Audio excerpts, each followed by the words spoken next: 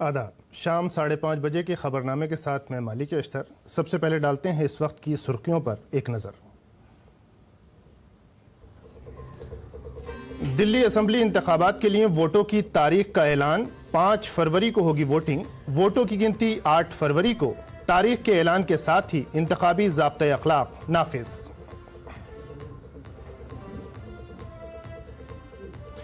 Chief election commissioner ने EVM को बताया मुकम्मल तौर पर महफूज और शफाफ। कहा अब बैलेट पेपर पर वापस आना मुमकिन नहीं। वोटर लिस्ट तमाम जमातों की रजामंदी से की जाती है अपडेट।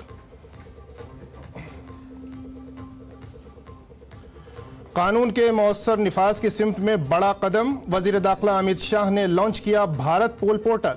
इससे बैनुल अक़वामी पुलिस की फौरी मदद हासिल करने में होगी आसानी।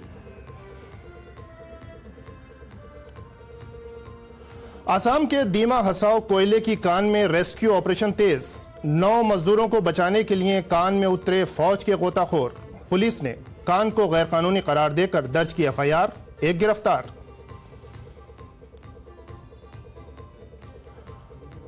तिब्बत में शदीद जलजले से अब तक 95 अफराद हलाक, 130 से ज्यादा जख्मी। शिगात से शहर में जलजले की शिद्दत 6.8 की गई रिकॉर्ड।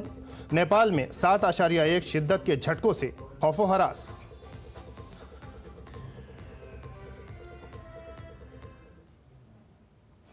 और अब खबरों की तफसीलात।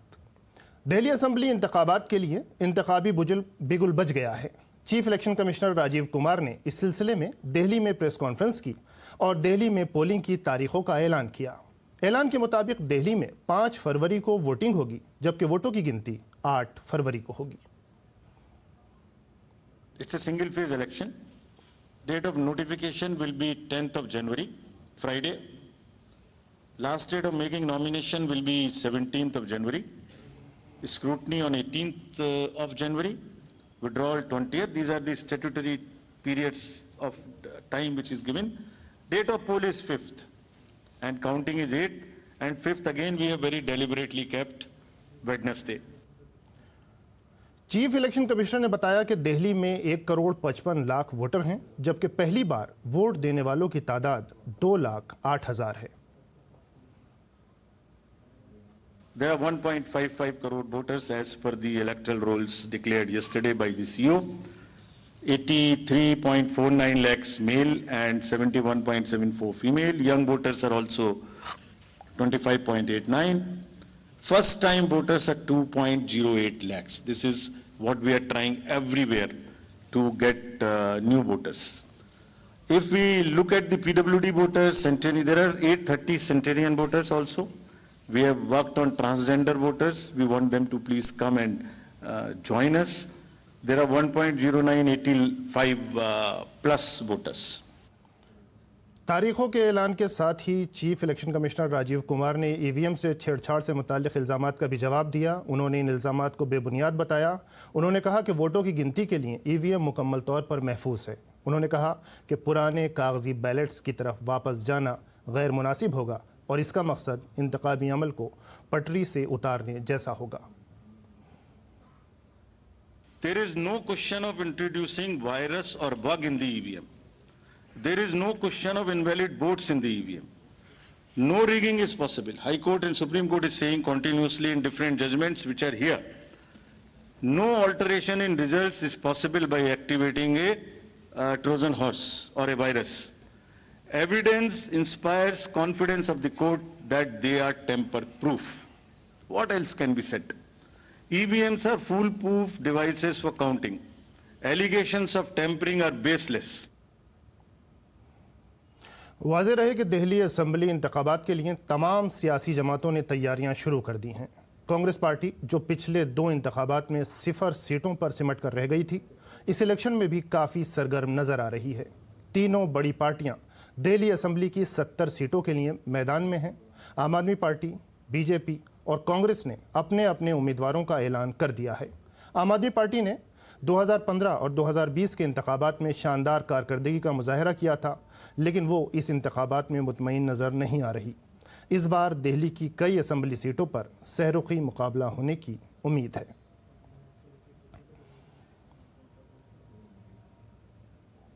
दिल्ली असेंबली इंतखाबात की तारीख के ऐलान के बाद दिल्ली बीजेपी सदर वीरेंद्र सचदेवा ने कहा कि 5 फरवरी दिल्ली में बदलाव की तारीख है और ये कि 8 फरवरी को दिल्ली में डबल इंजन की सरकार बनेगी।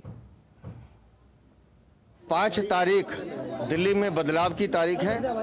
दिल्ली के 1,55,00,000 से ज़्यादा मतदाता उस दिन दिल्ली का भविष्य निर्धारित करेंगे। जिन लोगों ने दिल्ली को लूटने का काम किया है, उस आपदा को दिल्ली से भगाने का काम 5 फरवरी को होगा और 8 तारीख को दिल्ली में डबल इंजन की भाजपा की सरकार बनेगी।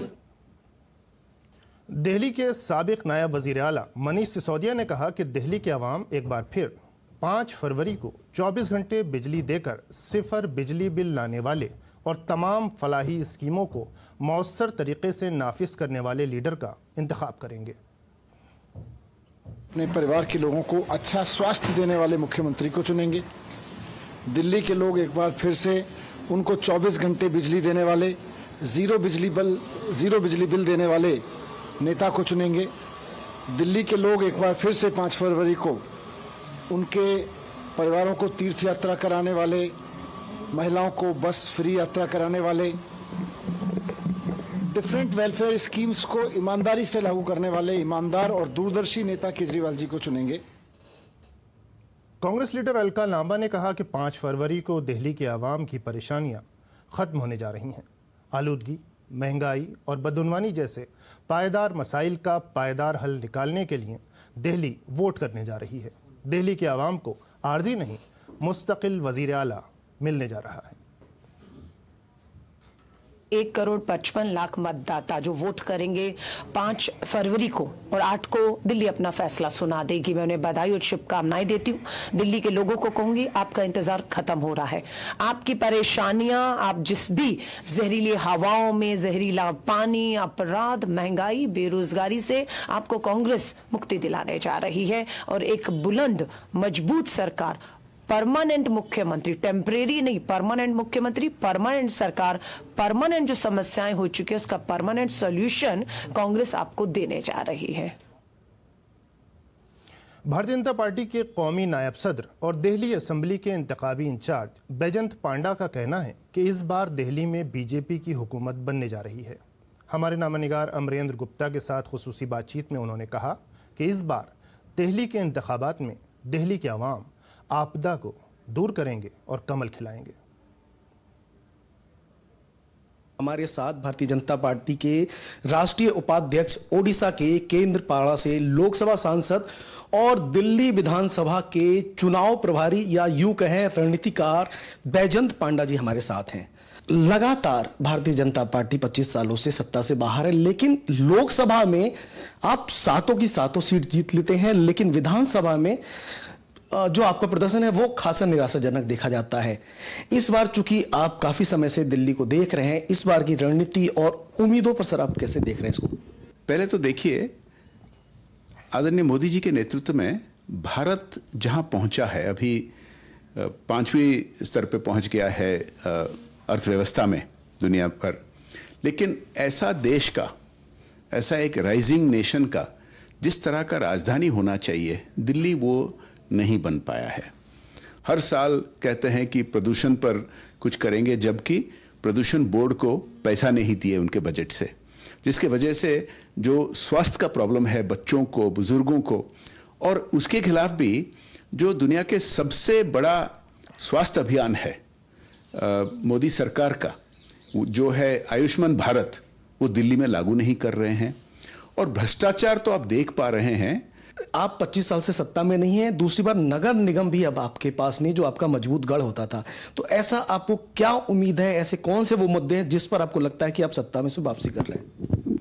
जैसे कि आपने पहले कहा कि हम पिछले 10 साल में 3 लोकसभा चुनाव में 7 के 7 सीट जीतते रहे हैं और 50% से कई ज्यादा वोट जीतकर। और दिल्ली में जो ऐतिहासिक जो हमारे वोट शेयर हुआ करता था, इन 10 सालों में लगातार उस पर बढ़ोतरी हुई है।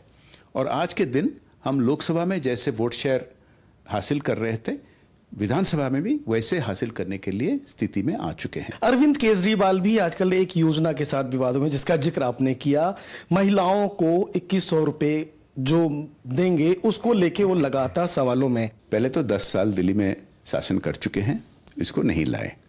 दूसरी बात, 2 साल पहले पंजाब में भी बिल्कुल यही योजना कि उन्होंने प्रतिज्ञा किया, अब तक नहीं किए हैं। अभी पंजाब की महिलाएं आके दिल्ली में प्रदर्शन कर रहे हैं कि वहां झूठ बोल के ठग दिया उनको। केजरीवाल का कहना है कि भारतीय जनता पार्टी के पास न नियत है न नीति है। प्रधानमंत्री ये कहते हुए उद्घाटन किए विभिन्न प्रकार के बड़े बड़े योजना, जहां झुग्गी वहां घर के तहत कुछ हजारों मकान अभी दिए गए लोगों को, ये सब असलियत आपके सामने दिखाई दे रहा है। Amarendra Gupta, DD news, Delhi. Delhi assembly इंतखाबात पर सियासी दर्जा हरारत बढ़ता दिखाई दे रहा है। उधर नई दिल्ली जिले के जिला इलेक्शन ऑफिसर सनी कुमार सिंह ने आम आदमी पार्टी पर बड़ा इल्जाम लगाया है। सनी कुमार सिंह ने आम आदमी पार्टी के रहनुमाओं पर हसास मालूमात देने के लिए दबाव डालने का इल्जाम लगाया है। जिला इलेक्शन ऑफिसर ने दिल्ली के चीफ इलेक्टोरल ऑफिसर को एक खत लिखा है, जिसमें उन्होंने आम आदमी पार्टी के राज्यसभा मेंबर राघव चड्ढा और संजय सिंह पर उन पर दबाव डालने का इल्जाम लगाया है। अपने खत में उन्होंने लिखा कि वोट कटवाने के लिए दरखास्त देने वालों की जाती तफसीलात मांगी जा रही है। चीफ इलेक्टोरल ऑफिसर को भेजे गए खत में डिस्ट्रिक्ट इलेक्शन ऑफिसर ने लिखा कि मैं जिलाई इदारे के आज़ादाना कामकाज से मुताल्लिक तशवीश का मामला आपकी तवज्जो में लाना चाहता हूं और ये खत लिख रहा हूं, क्योंकि आम आदमी पार्टी के लीडरान जो एतराज़ करने वालों की ज़ाती मालूमात मांग रहे हैं, इलेक्शन कमीशन की हिदायत की रूह से ऐसा करना लाजमी नहीं है। डिस्ट्रिक्ट इलेक्शन ऑफिसर ने मजीद लिखा कि इसके अलावा वज़ीर आला ने मुझे बगैर किसी अहम मामले के मीटिंग के लिए बुलाया।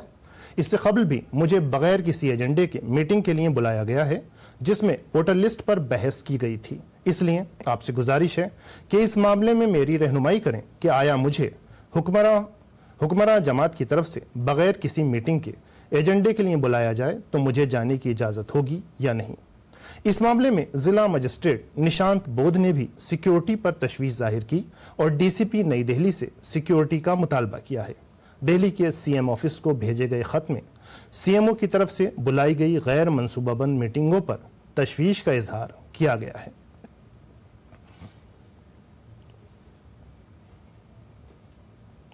मरकजी वजीर दाखिला अमित शाह ने नई दिल्ली में सीबीआई के जरिए तैयार करदा भारत पोल पोर्टल का आगाज किया।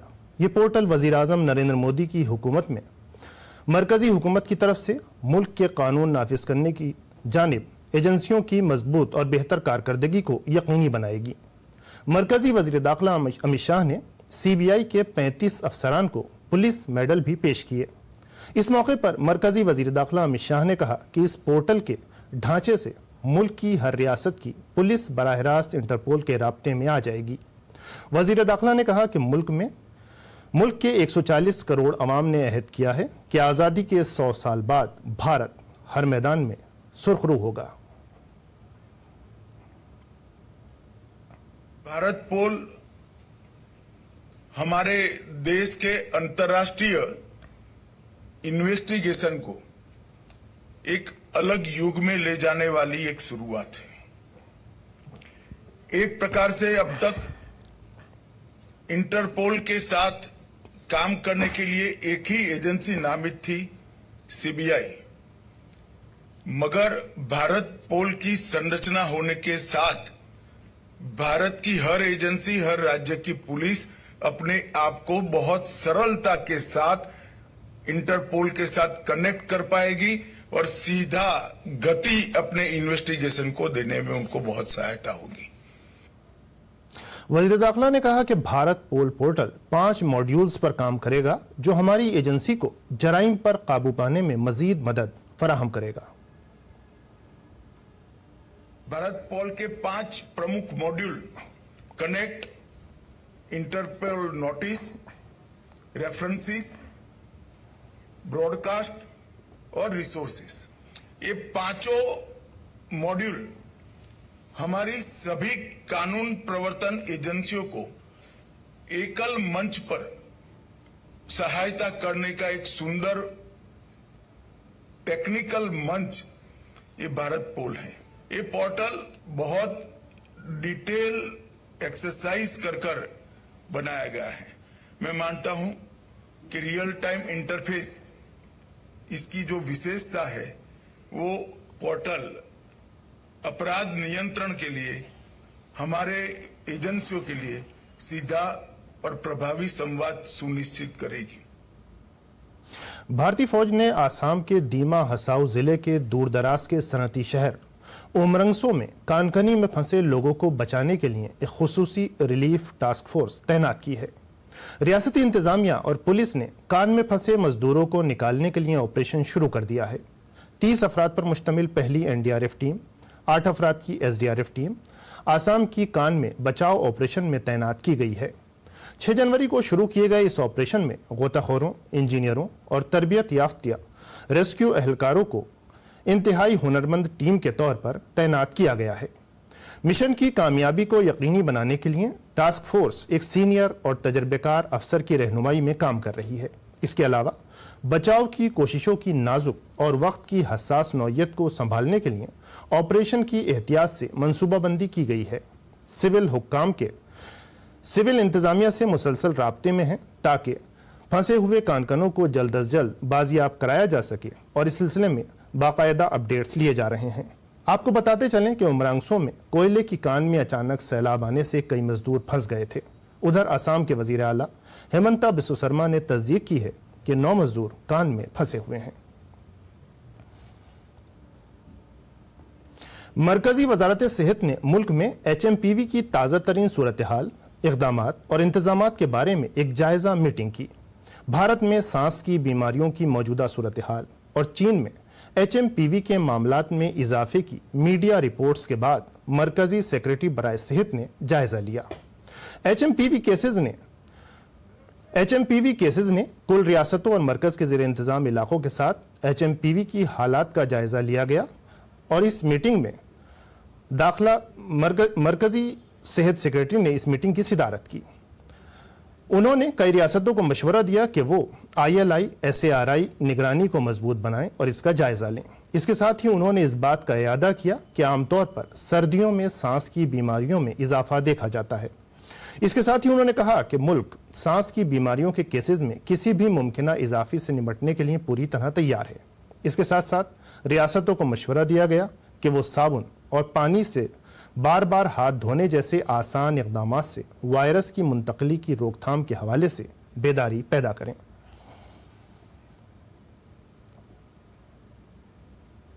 मरकजी वजीर रेलवे अश्वनी वैष्णव ने हुकूमत हिंद के सरकारी कैलेंडर का इफ्तिताह किया।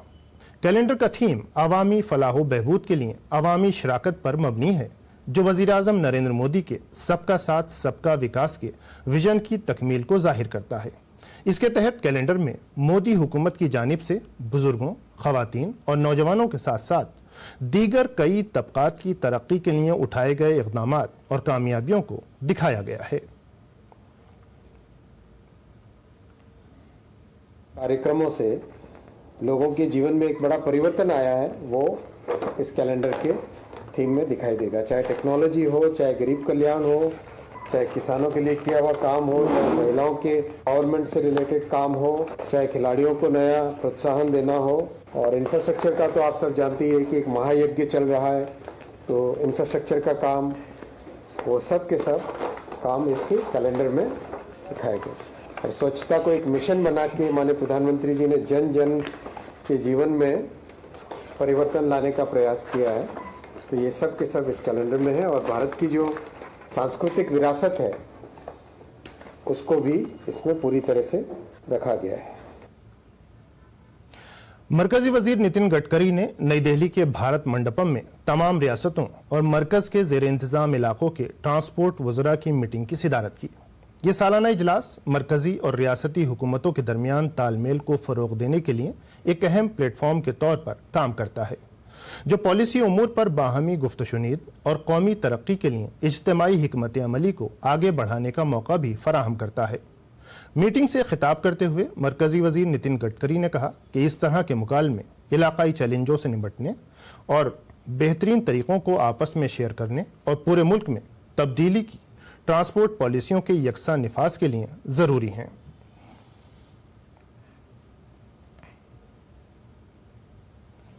यूनिवर्सिटी ग्रांट्स कमीशन ने यूनिवर्सिटियों और कॉलेजों में असातिज़ा की तकर्रुरी और तरक्की के लिए नए उसूल बनाए हैं।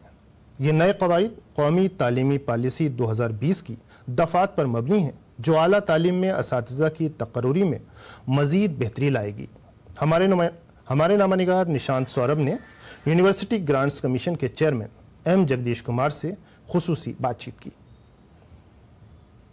कॉलेजों और विश्वविद्यालयों में फैकल्टी की नियुक्ति के लिए यूजीसी एक नया ड्राफ्ट रेगुलेशन लेकर आया है, जो कि राष्ट्रीय शिक्षा नीति 2020 पर आधारित है। क्या है इस नए रेगुलेशन में, इस पर बात करने के लिए हमारे साथ मौजूद हैं यूजीसी के chairman professor M Jagadish Kumar. Sir, ये जो नया ड्राफ्ट रेगुलेशन आया है फैकल्टी की रिक्रूटमेंट के लिए, उसमें क्या चेंजेस किए गए हैं? अभी तक क्या होता था, we used to ask the faculty members only publish in journals or present some papers in conferences.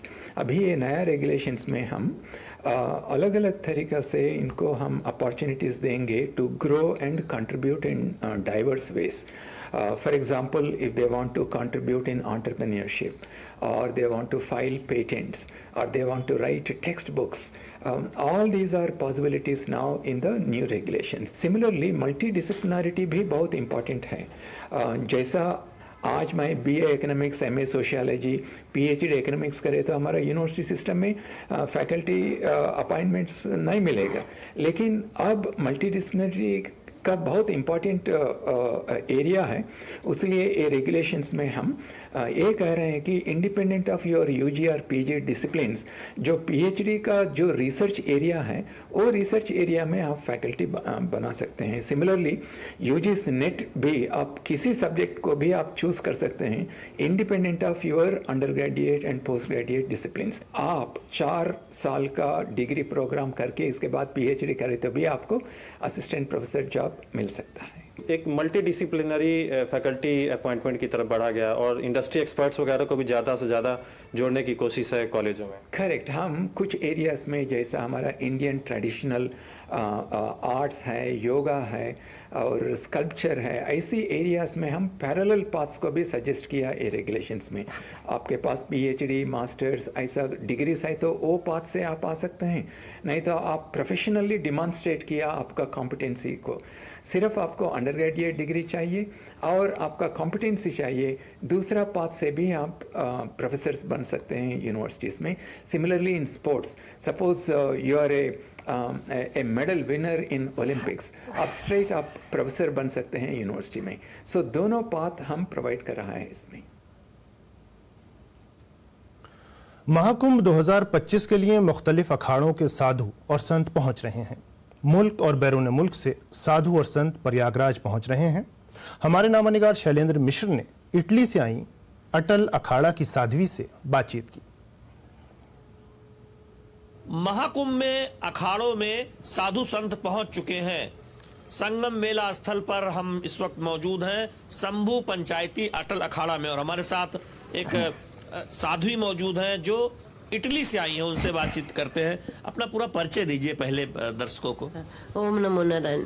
मेरा नाम तो अंजनी गिरी है और मैं तो अतल अखाड़ा का महात्मा हूँ। कब आई आप यहाँ इटली से महाकुंभ में शामिल होना? अभी तो हम तो आया 2 महीना पहले।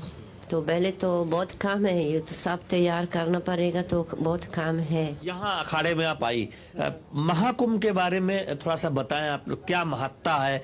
जो विदेशी साधु, जो विदेश में साधु रहते हैं सनातन को मानने वाले, उनके अंदर क्या जहन में रहता है कि वो चले आते हैं महाकुंभ में दर्शन करने, यहाँ हिस्सा लें? तो भगवान तो एक ही है, तो कोई विदेशी या फिर नहीं है, तो सब एक ही है, आत्मा परात्मा तो एक ही है।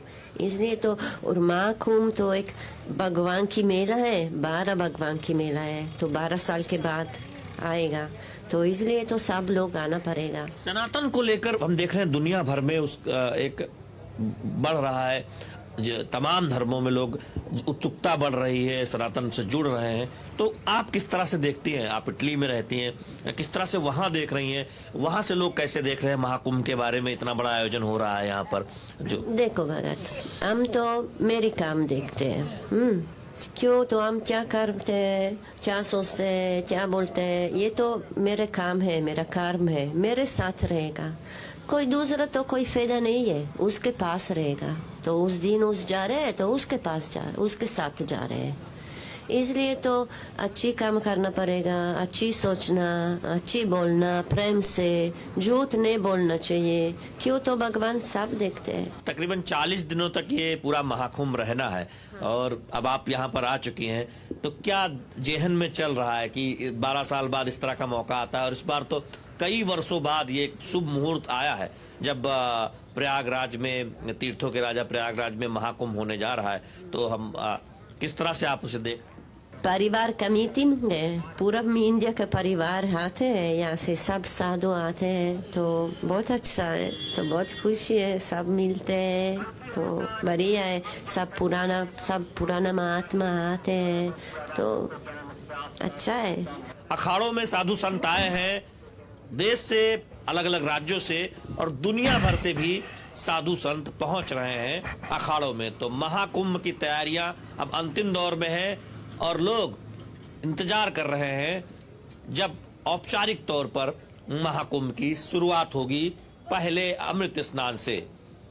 कैमरामैन मुकुट शर्मा के साथ शैलेंद्र मिश्र, डीडी न्यूज, प्रयागराज। और अब बात कुछ गैर मुल्की खबरों की। आज सुबह आने वाले एक ताकतवर ज़लज़ले ने नेपाल, भारत, बांग्लादेश और तिब्बत के कई हिस्सों को हिलाकर रख दिया। सबसे ज़्यादा नुकसान की खबर तिब्बत से आई। तिब्बत में 6.8 शिद्दत के ज़लज़ले में 95 अफराद अपनी जानों से हाथ धो बैठे, जबकि 130 अफराद शदीद तौर पर ज़ख्मी हुए हैं। ये ज़लज़ला तिब्बत में मकामी वक्त के मुताबिक सुबह 9:05 पर आया। उस वक्त तिब्बत में राहत और बचाव का काम फौरी तौर पर शुरू कर दिया गया, जो अब भी जारी है। नेपाल में 7.1 शिद्दत के झटकों से भी खौफ व हरास फैल गया। कनाडा के वज़ीर-ए-आज़म जस्टिन ट्रूडो के मुस्ताफ़ी होने के चंद ही घंटे बाद अमेरिका के नौमुंतखब सदर डोनाल्ड ट्रंप ने कनाडा को 51वीं रियासत बनाने की अपनी तजवीज़ का इआदा किया। कनाडा के वज़ीर-ए-आज़म ने अपनी गिरती हुई मकबूलियत के दरमियान हुक्मरान लिबरल पार्टी के बढ़ते हुए दबाव के बाद कल इस्तीफ़ा दे दिया था। इस्तीफे के चंद घंटे बाद डोनाल्ड ट्रंप ने एक बार फिर कनाडा को रियासत-ए मुत्तहिदा अमेरिका की 51वीं रियासत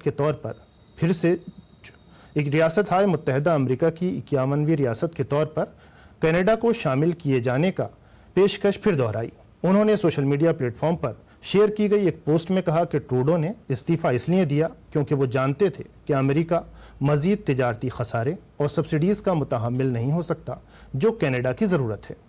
ट्रंप ने कहा कि अगर कनाडा अमेरिका में जम होता है तो उस पर कोई टैरिफ नहीं होगा, टैक्स में कमी की जाएगी और वो रूस और चीनी जहाज़ों के ख़तरे से भी महफूज रहेगा।